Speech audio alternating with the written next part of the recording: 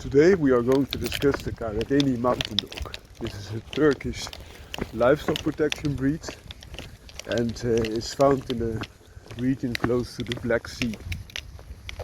As the name implies, it's especially found in the mountainous regions and is also known as the shepherd dog. So not only the mountain dog but also the shepherd dog. This breed can be compared to the livestock protection breeds that we also find in, for example, Russia. It looks like a smaller ovcharka, Central Asian ovcharka. Also a little bit less bulky build. That being said, it has a good stop, still decent size, even big for many of people, because the males can weigh up to 70 kilograms and can have a height of the width up till 90 centimeters of height. So this places them as very big dogs indeed, but not the biggest Turkish breeds. Compared to the, other Turkish breeds, for example Congo or Akbaş or even the Malakli and Bos, they have enormously big coats, so very long-haired animals, which protects them against cold, but also that region is very much exposed to rains, so that coat is also very good at protecting against hypothermia, when rain would normally cause the body to cool down to a high degree. This furry coat also has a good weather protection, especially against rain and cold climates. This type of dog can also be compared to other livestock protection breeds, such as Pyrenean mountain dog. It's a little bit different in color. Normally this Turkish breed is more of a black, grey and darker color, whereas the Pyrenean mountain dog is more of a lighter color type of dog. I hope you like this short video, and if you do, feel free to subscribe. That helps me a lot. Have a great day. Today we are going to talk about Turkish great livestock protection breeds, and there's one country that has 5 enormously strong and big livestock protection breeds. First, start with the one that most people don't know. This is the Karadeniz mountain dog. This is a dog that's different to all the others, with an extremely thick coat and very strong build as well, without being too much of a mastiff type. So you get a dog with resemblance of a Central Asian ovcharka in big parts. Then you have a dog that's far closer to a mastiff type, the most mastiff and most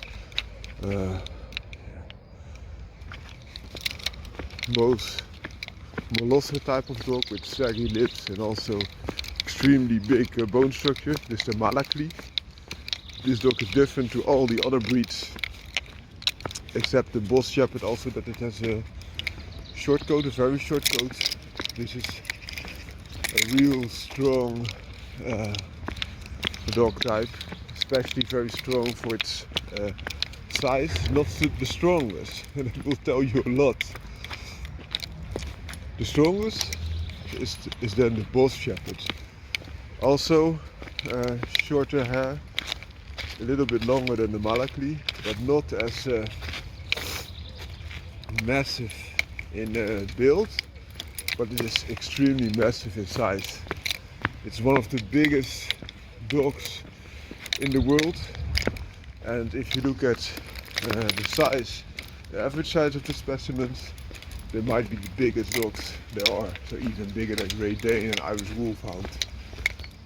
And all these breeds are of course livestock protection breeds, but this is a dog that can even dwarf an extremely big wild canine, such as the how to say this, Alaskan wolf. The Bos Shepherd is also different to, for example, the most known, the Congo. This is the most known Turkish breed. This is already a very big, massive dog, but has longer hair and also slightly different build. And it's a lot smaller. But even the Kango is very capable of dealing with wolves, you might say.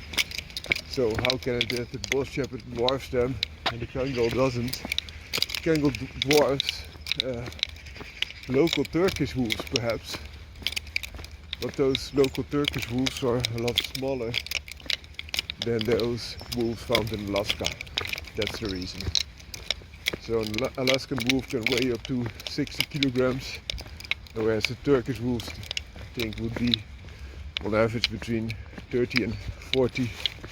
So it's almost half the weight, and it also has an effect on the size, of course.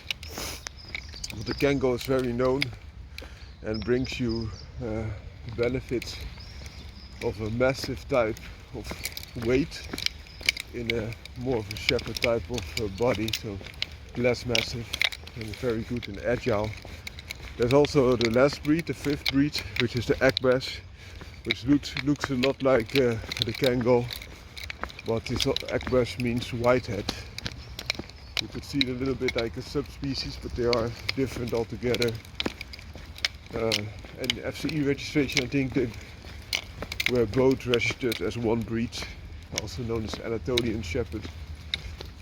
But this, according to Turkish shepherds, is wrong. So now we had one country and 5 livestock protection breeds. How can this be? All those breeds appeal to different needs, especially the Akbas and the Kango are a lot alike, but all those others are vastly different as well. And the livestock protection breeds can be seen as a land race. So what that means is, depending on the land they were used on and the specifics that come with it, they've developed a certain little bit different type.